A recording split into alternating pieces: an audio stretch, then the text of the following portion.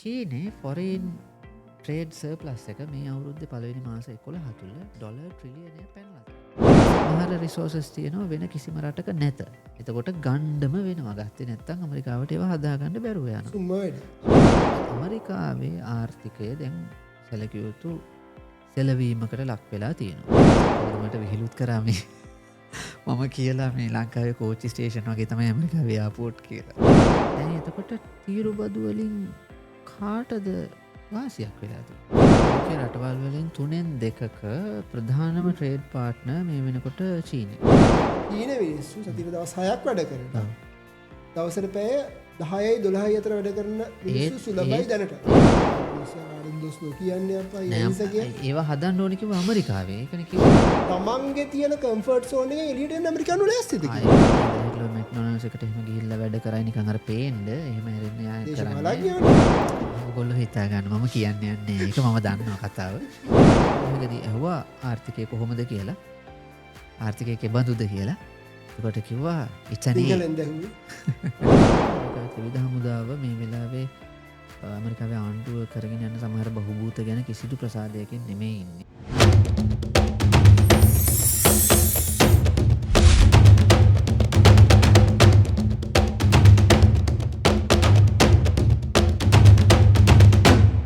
රුවනයි චීනයට විරුද්ධව සම්බාධක කියන්නේ සම්බාධක නෙමෙයි අතන තීරුබදු පනවන්න ඇමරිකාව උත්සාහ ගත්තනේ. ඇත්තටම ඇමරිකාවේ ඩොනල්ඩ් ට්‍රම්ප්ගේ ජනාධිපති දූර කාලය පටන් ගත්තු දවසේ ඉඳලාම ඩොනල්ඩ් ට්‍රම්ප් විශේෂයෙන්ම කියමින් හිටපු දෙයක් තමයි තීරුබදු පනවනවා ඇමරිකාවත් එක්ක විශේෂයෙන්ම ට්‍රේඩ් ඩෙෆිසිට් ඒ කියන්නේ ඇමරිකාවත් එක්ක වෙළඳාම් කරන රටවල් අතරේ ඇමරිකාවට බඩු එවන රටවල් ට්‍රේඩ් ඩෙෆිසිට් එකක් තියෙන. ඒ කියන්නේ දැන් උදාහරණයක් විදිහට ගත්තොත් ඇමරිකාවට භාණ්ඩ එවනවා ඇමරිකාව අනිත් පැත්තට භාණ්ඩ යවනවා. ওই දෙක අතර පරතරයනේ ට්‍රේඩ් බැලන්ස් එක වෙන්නේ. එතකොට ඒක ට්‍රේඩ් සර්ප්ලස් එකක් නම් ඒ කියන්නේ ඇමරිකාව තමයි වැඩිපුර බඩු යවන්නේ අර පැත්තට. ට්‍රේඩ් ඩෙෆිසිට් එකක් නම් එහෙන් තමයි මෙහාට එන්නේ. ඒතකොට ට්‍රේඩ් ඩෙෆිසිට් තියෙන රටවල් වලට විරුද්ධව තීරුබදු පනවනවා කියලානේ පටන් ගත්තේ.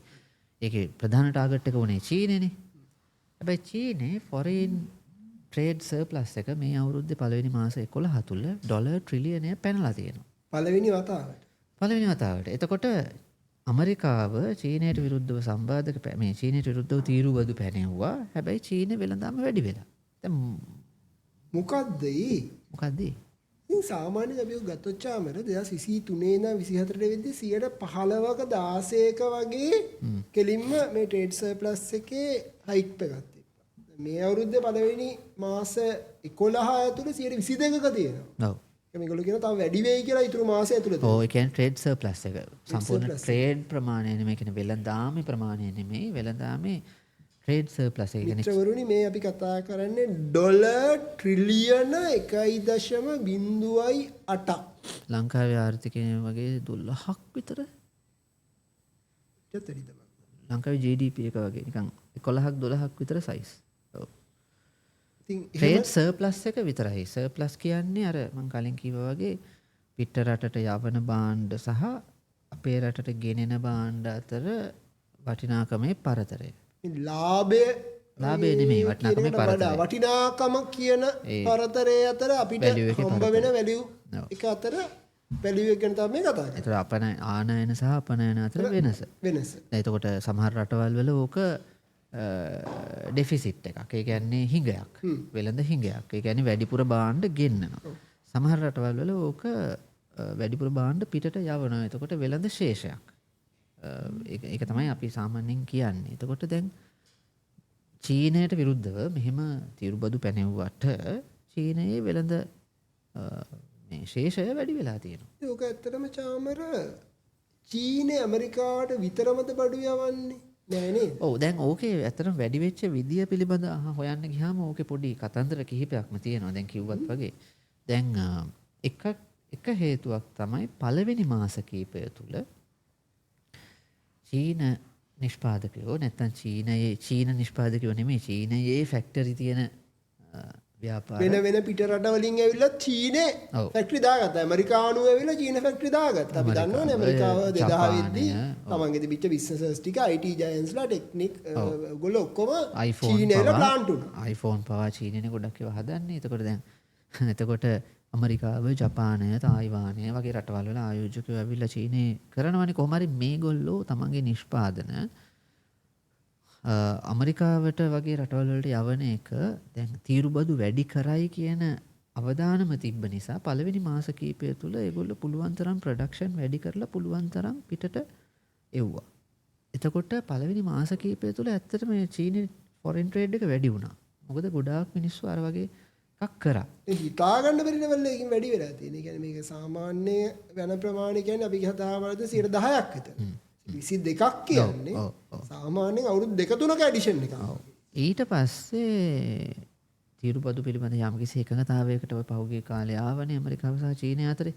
ඒක වුණාට පස්සේ පොඩ්ඩක් ෆොරින් ට්‍රේඩ් එක පොඩ්ඩක් ඩික්‍රීස් වුණා ඔක්තෝබර් වල වගේ. ආයේ නොවැම්බර් වෙද්දී ආයේ ඒක නෝමල් වෙලා තියෙනවා. එතකොට පළවෙනි මාස කිහිපය තුළ අනිවාර්යයෙන්ම තීරුබදු ලොකු තීරුබද්දක් චීනයට විරුද්ධව පනමයි. එතකොට විකුණ ගන්න බැරි වෙයි අපේ බඩු කියලා ඔක්කොම තිබිච්ච දේවල් පිට රටවල් වලට යවන්න පුළුවන් තිබ්බ දේවල් ඔක්කොම කලින් යවලා ඉවර කරගත්තා. හැබැයි ඊට පස්සේ තීරුබදු යම් ප්‍රමාණයක් පැනෙවුවානේ. ඊට පස්සේ ඒගොල්ලෝ ආයෙ ප්‍රොඩක්ෂන් වැඩේ පටන් ගත්තා. ඊට පස්සේ ඒගොල්ලෝ දැන් මෙතන තියෙන්නේ ඇමරිකාව සමහර භාණ්ඩ වලට එක්සෙප්ෂන්ස් දීලා තියෙනවා.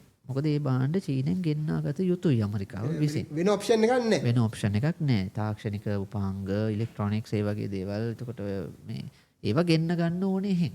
විශේෂයෙන් සමහර දේවල් වලට සෙමිකන්ඩක්ටර්ස්, සමහර දේවල් වලට බැටරිස් මේ දේවල් හදන්නේ ඒ චීනයේ කම්පැනිස් විතරයි. හේතුව ඒවට ගෙලින්ම මොනොපොලි එකක් තියෙන ඩොමිනේෂන් එකක් තියෙන කම්පැනිස් තියෙනවා. හේතුව තමයි ඒවට අවශ්‍ය කරන මිනරල්ස් අපි කියන්නේ රෙයා අර්ත් මිනරල්ස් රෙයා අර්ත් මිනරල්ස් ඇතුළුව ඒවට අවශ්‍ය කරන අත්‍යවශ්‍ය මිනරල්ස් එක්ක චීනෙන් ගන්නේ නැත්නම් චීනේ ඩොමිනේට් කරන තියෙන්නේ නෑ. ඔව්.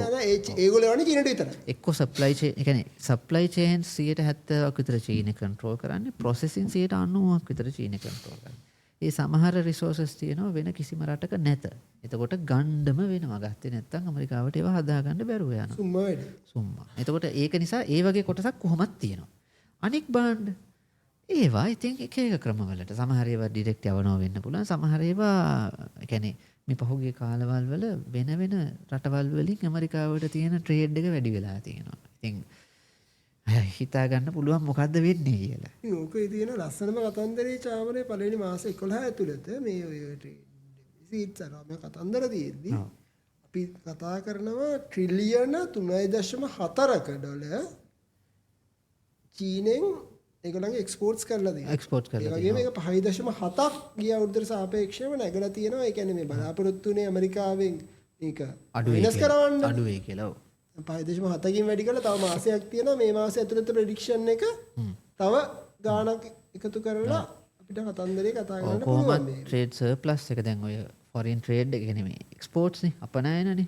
එතකොට ආනයන ට්‍රිලියන 2.0 ගාණක් තියෙනවා. එතකොට ඒකේ බැලන්ස් එක තමයි ට්‍රිලියන 1.08ක් චීනයට වාසිදායක විදිහට දැන් තියෙන්නේ. එතකොට ඕක අනිවාර්යයෙන්ම 1.10 නම් පනිනවා මේ අවුරුද්ද ඉවර වෙනකොට. එතකොට දැන් يعني ලංකාවේ ආර්ථිකය වගේ 12-13ක් ගුණයක් චීනයේ ට්‍රේඩ් සර්ප්ලස් එක විතරක්. එතකොට ඇමරිකාව කරන්න ගියපු දේ වෙලා නැහැනේ. පවුනේ. ඒ විතරක් නෙමෙයි. ඕකේ අතුරු කතාවක් තමයි ඇමරිකාවේ ආර්ථිකය දැන් සැලකිය යුතු සෙලවීමකට ලක් වෙලා තියෙනවා. ඔව්. මිනිස්සුන්ට අපි මම හිතන්නේ කලින් දවසක අපි කතා කරාද මන්ද ඇමරිකාවේ මිනිස්සුන්ගෙන් 8න් පංගුවක් විතර ආහාර මුද්‍ර ගන්නවා දැන්. අර ඒගොල්ලන්ගේ තියෙනවනේ මේ නියුට්‍රිෂන් සප්ලිමන්ට් ප්‍රෝග්‍රෑම් එකක් තියෙනවා ෆෙඩරල් ගවර්න්මන්ට් එකෙන් කරන. ලංකාවේ අස්වැසුම දෙන, සමෘද්ධිය දෙන වගේ දෙයක් තමයි ඇමරිකාවේ ආහාර මුද්‍රේ ගන්නවා කියන්නේ. ඔය කියන්නේ මේ ග්‍රොසරිස් ගන්න සල්ලි නැති කට්ටිය. ඇමරිකන් කාරයෝ තරහ වෙන්න එපා. ග්‍රොසරිස් ගන්න සල්ලි නැති කට්ටියට කියන්නේ අඩු කට්ටියට. මොකද හුඟක් ඔය රටවල දැන් තියෙන ප්‍රශ්නයක් තමයි නිවාස ප්‍රශ්නේ. ඒතකොට රෙන්ට් එක වැඩි. වියදම් වැඩි. ජීවන වියදම වැඩි. එතකොට ඒ කියන්නේ වියදම වැඩි කියලා මම මේ කියන්නේ ඒගොල්ලන්ට හම්බෙන පඩියට. අපි මේ කියන්නේ බේසික් ඉකොනොමික් ලයින් එකෙන් පහළ අපි කියන මේ දුප්පත්කම මයින ප්‍රමාණයක් තියෙනවනේ. ඒ ප්‍රමාණයෙන් පල්ලෙහා ලෝකේ හැම රටකම වගේ තියෙනවා ඒගොල්ලන්ට ඒ සංචිතයක් තියෙනවා රටේ ඒ සංචිතයෙන් ඒ දුප්පත් අයව නගා සිටවන්න ෆන්ඩින් කරනවා. දැන් ඇමරිකාවේ ඒකට ආහාර මුද්දර වගේ ඒගොල්ලන්ගේ තියෙන කාඩ් ෆෙඩරල් ගවර්න්මන්ට් එකෙන් කරන්නේ. ෆෙඩරල් ගවර්න්මන්ට් එකෙන් කරන්නේ මම හිතන්නේ පහුගිය කාලේ තිබ්බ ප්‍රශ්න වගේක් පඩි ගෙවා ගන්න බෑ මේවා ඉෂුව කර ගන්න බෑ මොකද ඒගොල්ලන්ගේ ෂට්ඩවුන් එකක් තිබ්බා ඇමරිකාවේ ඒක දිගටම කන්ටිනියු වෙනවා. නෑ ෂට්ඩවුන් එක ඉවර වුණා. ෂට්ඩවුන් එක ඉවරයි. ඒ තාම මේගොල්ලන්ට ප්‍රොජෙක්ට් එක යනවා තාම යද්දි මේවල ප්‍රශ්න තියෙනවා ඇමරිකාව ඇතුලේ. ඒවා ඉතින් පොඩ්ඩ ඔව් ඒ එහෙම තියෙනවා. දැන් කොහොම හරි රටේ ජනතාවගෙන් 12% විතර මේ ආහාර මුද්දර කියලා අපි කියමුකෝ සරලව ඒක වැඩි වෙලා තියෙනවා. වැඩි වෙලා තියෙනවා. වැඩිම වෙලා තිබ්බ කාලේ නම් 2013 විතර ඒත් ඔය ඉකොනොමික් ඩවුන් ටර්න් එක වෙච්ච මම හිතන්නේ ඔබාමා ඉන්න කාලේ. ඔබාමා ඉන්න කාලේ. නමුත් මේ වෙනකොට ඒ කිට්ටුවටම ඇවිල්ලා තියෙනවා. එතකොට දැන් ඕකත් එක්ක ඇමරිකාවේ ආර්ථිකයේ එක පැත්තක් ඒක. අනිත් පැත්ත තමයි බෙහෙත් වගේ දේවල්. දැන් හෙල්ත් ඉන්ෂුරන්ස් පිළිබඳ ප්‍රශ්නයක් ඇමරිකාවේ තියෙනවා. බෙහෙත් ගන්න බැරිකම නිසා ප්‍රෙස්ක්‍රිප්ෂන් ඩ්‍රග්ස් ළඟදී කරපු මේ සමීක්ෂණයකදී පෙන්නලා තිබුණා ඒගොල්ලන්ට කියනවා ප්‍රෙස්ක්‍රිප්ෂන් ඩ්‍රග්ස් ගන්න කට්ටියගෙන් 4/5ක් විතර එක ඩ්‍රග් එකක් අතහැරලා තියෙනවා සල්ලි නැති නිසා.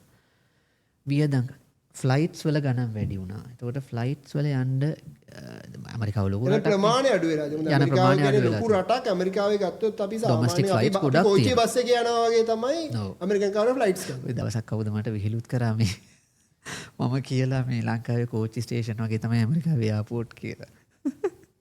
එහෙම තමයි. ඒ සාමාන්‍යයෙන් අපේ යාළුවෙක් කතා කළොත් සතියට ෆ්ලයිට්ස් 10ක් ගන්න අය ඉතා සුලභ. එතකොට දැන් ඒක ප්‍රශ්නයක් වෙලා තියෙනවා. ඒ මිනිස්සුන්ට ඒ මිනිස්සුන්ගේ අර ජීවන quality of life කියන එක පිළිබඳ ගැටලුවක් ඇවිල්ලා තියෙනවා. දැන් එතකොට තීරුබදු වලින් කාටද වාසියක් වෙලා තියෙන්නේ? ඒක ලස්සන කතන්දරයක් තියෙනවා. පොඩ්ඩක් අපි මේක ඇනලිසිස් එක ගත්තාම යුරෝපියන් යුනියන් එකට මේ චීනෙන් එක්ස්පෝර්ට් කරලා තියෙන ප්‍රමාණය ෂිප්මන්ට් එක ග්‍රෝ වෙලා තියෙනවා 14.8කින්. ඒ වගේම ඒෂියන් කන්ට්‍රීස් සහ දකුණට චීනෙන් දකුණට ඒගොල්ලන්ගේ මේක ග්‍රෝ වෙලා තියෙනවා 8.2යි 27.2යි කියන ලයින් දෙකෙන් තියෙනවා. අපි දැක්කා BYD වගේ කම්පැනි එකක් අපි වෙලාවක් කතා කරද්දී දැක්කා කොහොමද ලස්සනට බ්‍රසීලයේ බිස්නස් පාර්ට්නර්ෂිප් එක හදාගත්තේ කියලා. අපි දැන් කතා කළා අප්‍රිකාවත් එක්ක මේ දකුණත් එක්ක කොහොමද චීනේ බොන්ඩ් වෙලා තියෙන්නේ. ඒතර නැගියන අප්‍රිකාව නැගියන ආසියාව මෙන්න මේ ටික චීනේ බොන්ඩ් කරගෙන කොහොමද තමන්ගේ සේදමාවත ඔස්සේ ආපහු අර චීන බූවල්ලා අල්ලගෙන ඉන්නේ කියලා. ලෝකේ රටවල් වලින් 3/2ක ප්‍රධානම ට්‍රේඩ් පාර්ට්නර් මේ වෙනකොට චීනේ. ළඟදී කවුරු හරි කරපු ස්ටඩි එකක තිබුණේ කතාව. ඒ වගේම අප්‍රිකාවේ ගත්තොත් අපි අතන දවසක් කතාත් කරා. අප්‍රිකාවේ රටවල් දෙකක්ද කොහෙද ඇරෙන්නේ ඔක්කොම රටවල් වල ප්‍රධාන ට්‍රේඩ් ප්‍රධාන පාර්ට්නර් චීනේ අනිත් රටවල්ලත් ඇමරිකාව වෙලා තියෙනවා. මොකද ඇමරිකාව කියන ඒගොල්ලෝ ඉන්නේ ඇමරිකන් කාර්යය. ඒතරයි තිබ්බේ මම හිතන්නේ. එතකොට දැන් මේක ලේසි දෙයක් නෙමෙයි. මේක ලතින් ඇමරිකාවෙත් ওই තත්ත්වයේ තියෙනවා. ලතින් ඇමරිකාවේ රටවල් බොහොමයක එක රටක් ඇරෙන්න මම හිතන්නේ දකුණු ඇමරිකාවේ රටවල් වලින් එක රටක් ඇරෙන්න අනික හැම රටකම ප්‍රධාන ට්‍රේඩ් පාර්ට්නර් චීනේ. මට මතක නැහැ මොකද්ද කියලා මේ අනික් රට කොහොම හරි ඒ කියන්නේ ලෝකේ කියන්නේ අපි කියන ග්ලෝබල් සවුත් කියලා. ග්ලෝබල් සවුත් වල ලොකු ඩොමිනේෂන් එකක් තියෙන චීනේ. ඇමරිකාව තමන්ගේ වැයිකිය විදිහට මේ සලකන දකුණු ඇමරිකාවේ තත්ත්වය ඕක. එතකොට ඒ කියන්නේ මේ තත්ත්වයට ඇවිල්ලා තියෙන්නේ මේ පහුගිය කාලෙ තිස්සේ චීනය විසින් ක්‍රියාත්මක කරගෙන ගියපු ප්‍රතිපත්තිය. මොකද්ද මේ ප්‍රතිපත්තිය? බොහොම සරලයිනේ. නිෂ්පාදන ආර්ථිකය චීනයට ගෙන්වා ගැනීම.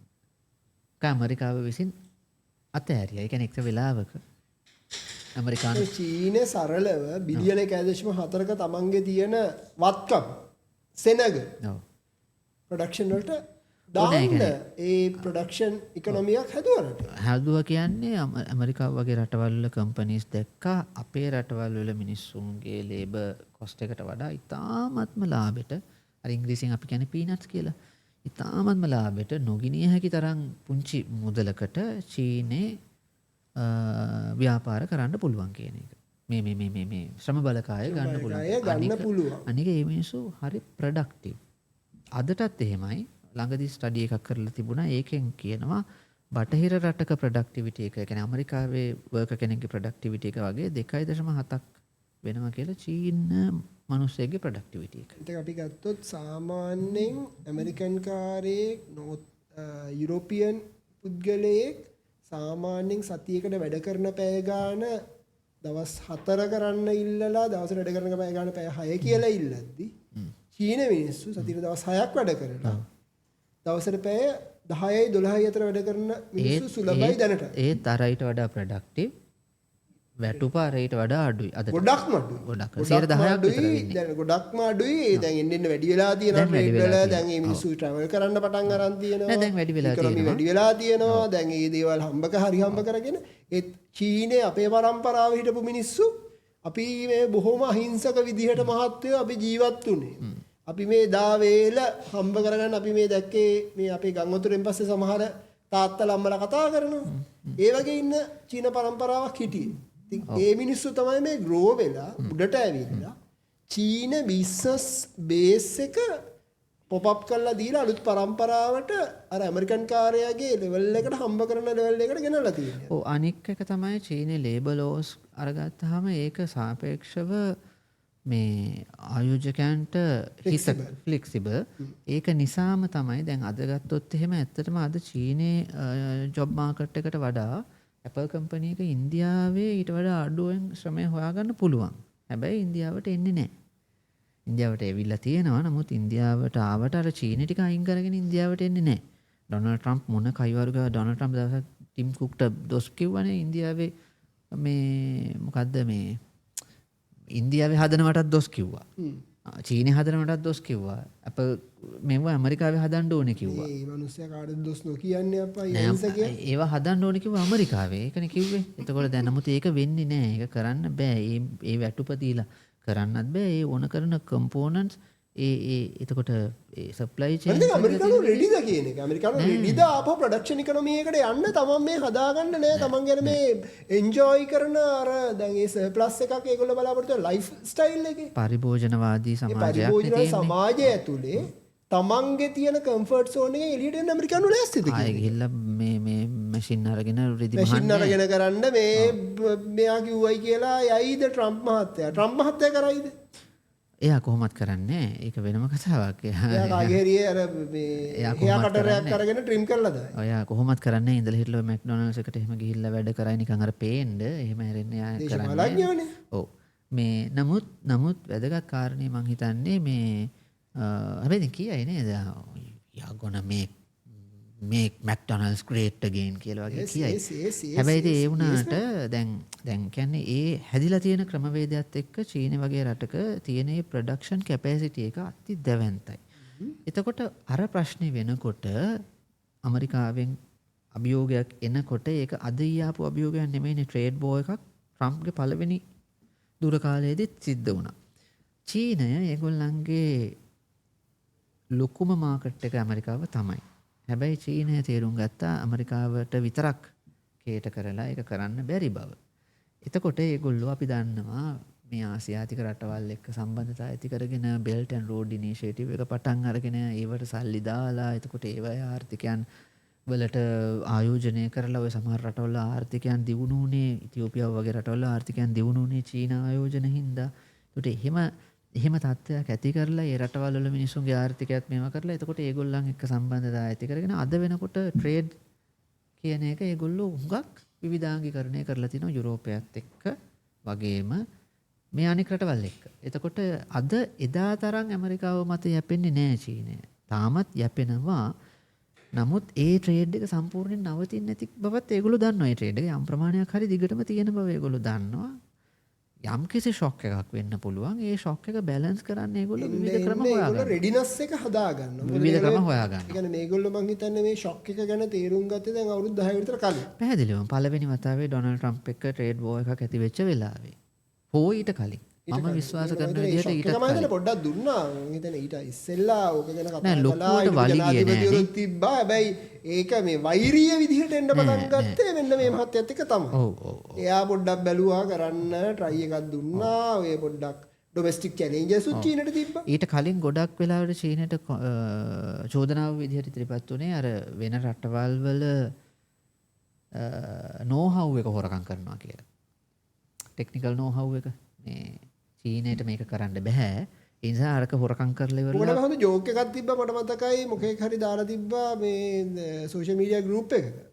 නෝහව් එක හොරකම් කරනවා කියන්නේ ඉතින් ඒ කම්පැනිස් ඇවිල්ලා මෙහෙ ස්ටැබ්ලිෂ් වුණාම ඔව් ඒගොල්ලෝ නෝහව් එක දෙන්නේ නැතුව බඩු හදන්නේ කොහොමද කියලා. ඔව් නෑ ඒකේ තියෙනවානේ මේ දැන් වෙදපප්පා වුණත් අනික් අයට කියන්නේ නෑනේ කොහොමද කරන්න කියලා. ඒතට එහෙමත් ඒ අරිෂ්ටි හදන්න ආවට ප්‍රශ්නේ තියෙන්නේ අරිෂ්ටි හදන මිනිස්සු මැරිලා ඇද්දි ට්‍රේන් කරලා යන්නේ චීන එක ගොඩක් වෙලා. ඔව් උණෝගේ ප්‍රශ්නේ. ඔව් තමයි ප්‍රශ්නේ. ඉතින් එහෙමත් තියෙනවා. නමුත් සමහර දේවල් වල ඒගොල්ලෝ ටෙක්නිකල් නෝහව් එක මම හිතන්නේ සම්පූර්ණයෙන් මතකද දන්නේ චාමර දැන් අවුරුදු කීපයකට කලින් මම හිතන්නේ දැන් චීනු ටෙක්නිකලි පොඩ්ඩක් බිල්ඩ් වෙනවානේ. එතකොට දිනලා මැත්ස් ඔලිම්පියාඩ් එකෙන් චීනෙන් 2016 ඉඳන් 23ද කොහෙද වෙනකන් එක දිගටම ලෝකේ මැත්ස් ඔලිම්පියාඩ් දින්නා. 24 දී දින්නේ ඇමරිකානු. ඊට පස්සේ ඒක ගැන ගොඩක් සන්තෝෂ වුණා. ඒකේ පින්තූරෙකුත් සෝෂල් මීඩියා වල ගියා. ඒ තිබිච්ච මූණු ටික බැලුවා නම් ඔයගොල්ලන්ට කියන්න පුළුවන් ඇමරිකාව කොහොමද ඒ ටෙක්නිකල් නෝහව් එක අද දවසේ ලබා දීලා තියෙන්නේ කියලා. ඔයගොල්ලෝ හිතා ගන්න මම කියන්නේ නැහැ. ඒක මම දන්නවා කතාව. මේ කොහොම හරි මේ ඉතින් අර ඒ වගේ එක්තරා විදිහක මේ ඒගොල්ලන් ඒ ෂොක් එක එන බව තේරුම් අරගෙන ඒගොල්ලෝ කලින්ම ඒකට අවශ්‍ය කරන ඒ කියන්නේ අද ඊයේ නෙමෙයි ඒගොල්ලෝ කලින් ඒක ගත්තා. එතකොට ඔය ඩිසිප්ලින් එක ඩොනල්ඩ් ට්‍රම්ප් මහත්තයාට නැති නිසා ඩොනල්ඩ් ට්‍රම්ප් මහත්තයා එවෙලට දේවල් කරනකොට චීනය ඒකට ලෑස්ති. චීනය දන්නවා ඒකෙන් ෂොක් එකක් වෙන්නත් පුළුවන් කියලා. නමුත් චීනය ඒ ෂොක් එක වුණත් දරා ගන්න ලෑස්ති. මොකද චීනය දන්නවා චීනය දැනගෙන හිටියා. එනේ ට්‍රම්ප් කාඩ් ප්ලේ කරද්දී ඊට ඉස්සෙල්ලා අරගොල්ලෝ දන්නවා මේ ට්‍රම්ප් කාඩ් එක තමයි ගහන්නේ දැන්. ට්‍රම්ප්ට අනිත් පස්සට යන්න වෙනවා කියලා චීනය දන්නවා. ඒතකොට ඒ නිසා තමයි චීනය ගේම් එකට ගියේ. ඒත් එක්කම චීනය ඒක බැලන්ස් කරන්න ඒ ගේම් එකට යන්න පුළුවන් උනේ චීනය අර අනිකුත් රූට්ස් හදාගත්තු නිසා. දැන් ඒක පේන්න තියෙනවා ස්ටැට්ස් වලින්. එතකොට ඩොනල්ඩ් ට්‍රම්ප් මහත්තයාට දැන් සිද්ධ වෙලා තියෙන්නේ තමන් කළේ මොකක්ද කියන එක ගැන ආපහු කල්පනා කරන්න. මම හිතන්නේ නැහැ ඩොනල්ඩ් ට්‍රම්ප් ඒ වගේ දේවල් කල්පනා කරනවා කියලා මේ වෙලාවේ. කල්පනා කරොත් පොඩ්ඩක් ගොල්මොරොන්දන් වෙන්න ලෙවල් එකකට තත්යකට තමයි ට්‍රම්ප් මහත්තයාට තියෙන්නේ. මොකද ට්‍රම්ප් මහත්තයා ඊට වැඩිය ඇමරිකාවේ ප්‍රශ්න තියෙනවා. නෑ දැන් ඕ වගේ දේවල් සම්බන්ධයෙන් කියන්න පුළුවන් දේ තමයි this is a democratic hoax. එයානේ හැම වෙලේම එහෙමනේ කියන්නේ යා. මේවා බොරු මේ සංඛ්‍යාලේඛන බොරු. අපේ ආර්ථිකයේ ඉතිහාසයේ හොඳම තත්ත්වයේ තියෙනවා. එකපාරක් ඉන්ටර්විව් එකකදී ඇහුවා ආර්ථිකය කොහොමද කියලා. ආර්ථිකය කෙබඳුද කියලා. එතකොට කිව්වා it's an සිංහලෙන් දැහුවේ. it's an A. No, not an A. A plus කිව්වා. එයා හිතන් ඉන්නේ එහෙමයි. ඉතින් චීනෙට හරි ජෝන් ලේසි. කොතලාවලගේ නෑයුද කියලා මම හිතුවා. ජෝන් කොතලාවල ඔහොම නෑ අප්පා. ඒ කියන්නේ එච්චරටම delusional. ඔච්චරටම සමහර delusions එන්නේ ඒ කියන්නේ delusions හැදෙන්නේ අපි මේ දැන් ඔය මේක ඔක ගැන අපි කතා කළොත් ඔයාට ලොකු බලාපොරොත්තු තියාගෙන ඔයා හැදෙන්නේ. ඒකට ඔක තියෙද්දි ඔයාගේ වටේ ටීම් එකක් ඉන්නවනේ. ඔය විශ්වාස කරන දැන් අද දවසේ මෙයාව පත් කරගන්න මෙයාගේ වටේ පත් වෙච්ච ටීම් එක ඇතුලේ ගත්තොත් අපි දැක්කා මෙයාට වඩා බූරෝ ඉන්නේ. ඒගොල්ලෝ හිටියා ඒ කට්ටිය හිටපු කට්ටිය ලෝකේ රෝල් එකක් ප්ලේ කරන හිටපු සෙට් එක පළවෙනි මාස 3-4 ගැලවුණා. දැන් ඉන්නවා වටේ අන්න අර ඔයා කියපු જાතිය මං හිතන්නේ හමුදාව මේන්ටේන් කරන් යන්න යාට ලේසි දැන් වෙද්දි මොකද ඔක්කොම ඉන්නේ හමුදාව බූරුවෝ වගේ වෙලා තියෙනවා. හමුදාව කියන්නේ මේ එයාගේ හමුදාව. එයාගේ හමුදාව අපි මේ ත්‍රිවිධ හමුදාව නෙමෙයි අපි කතා කරන්නේ. නෑ මොකද ඇමරිකාවේ ත්‍රිවිධ හමුදාව ඒක ඇත ඇමරිකාව සම්බන්ධ මාතෘකාව හින්දා අපි වැඩි කතා නොකරමු. ඇමරිකාවේ ත්‍රිවිධ හමුදාව මේ වෙලාවේ ඇමරිකාවේ ආණ්ඩුව කරගෙන යන සමහර බහුබූත ගැන කිසිදු ප්‍රසාදයකින් නෙමෙයි ඉන්නේ. ඔව් මොකද ඒක වෙනම පැත්තක්. මොකද යුද්ධය සම්බන්ධයෙන් හැම ජනාධිපතිතුම චෝදනා කළා. නෑ මම කියන්නේ වෙනසුවේලාවට පහර දෙන්නේ අනේක සම්බන්ධයෙන් නෙමෙයි. That's a different context. ඒක වෙන කතාවක්. ඔව් ඒක වෙන කතාවක්. it's a different matter. නමුත් මම කියන්නේ ඇමරිකාවේ අභ්‍යන්තරයේ කරන සමහර දේවල් සහ ඇමරිකාවේ සමහර යුද වීරයන්ට කතා කරන විදිහ කිසිදු ගරු සරුවක් නැතුව මගේ දෙයියනේ. ඔව් ඒක කතා කරන්න ඕනේ දේවල් එවුවා වෙනම. ඔව් ඒක පීට් හෙග්සෙට් වෙනම කන්ටෙක්ස්ට් එක. ඔව් ඒක පීට් හෙග්සෙට් කෑෂ් පටෙල් පෑම්බෝන්ඩි වගේ අය සම්බන්ධයෙන් ඇමරිකාවේ මිලිටරි එකේ තියෙන ඉතාමත්ම නෙගටිව් ඇටිටියුඩ් එකක් මේ වෙනකොට ඒක බරපතල ප්‍රශ්නයක් වෙනවා ඩොනල්ඩ් ට්‍රම්ප්ගේ ආණ්ඩුවට ඒක නවත් මේව කරගත්තේ නැත්නම් ඒක වෙනම මාතෘකාවක්. මම හිතන්නේ ඒගොල්ලන්ට ඒව අත ගහන්න පුළුවන් වෙයි කියලා මේ දැන් මේ ට්‍රම්ප්ට ඉතුරු වෙලා තියෙන්නේ මේ වගේ සෙට් එක තමයි. ඉතින් ඔයා කිව්වා වගේ මේ අරුවනයි මේ ට්‍රම්ප්ට හරි ඉන්ෆර්මේෂන් දෙන්න කෙනෙකුත් නැහැ. ඉන්නේ වන්දි බට්ටයෝ. ට්‍රම්ප්ට වඩා මෝඩයෝ. එතකොට ඒගොල්ලෝ දන්නවා ඒගොල්ලෝ මේ තනතුරට ඇවිත් ඉන්නේ ට්‍රම්ප් හින්දා කියලා. ඒ හින්දා ට්‍රම්ප් හොඳින් ඉන්නකම් එයාලට තනතුරේ ඉන්න පුළුවන්. හෙට ට්‍රම්ප්ට හිතුනොත් මේ යකා හොඳ නැහැ කියලා උට ගහලා පන්නන්න පුළුවන්. ඒ හින්දා එතකන් ඉන්නවා. එහෙම වුණාම චීනේ වගේ සිස්ටම් එකකට වැඩ කරන, ප්ලෑන් එකකට වැඩ කරන අවුරුදු 30 40ක් ඉස්සරහට හිතන රටකට it's nothing. ඔන්න ඕකයි චීනේ ට්‍රේඩ් සර්ප්ලස් එක මෙහෙම වැඩි වෙලා තියෙන්නේ. මේක ඇත්තටම පුදුම වෙන දෙයක් නෙමෙයි. වෙන මොකුත් කියන්න ඕනේද ඔයාලට? නෑ. මම හිතන්නේ අපි එතනින් නවත්තමු නේ. අදට ගිහිල්ලා එන්න. අපිට ඉගෙන ගන්න දේවල් චීනෙන් තියෙනවා. අවුරුදු 30 40කට ප්ලෑන් කරන්න ඕනේ. එච්චරයි.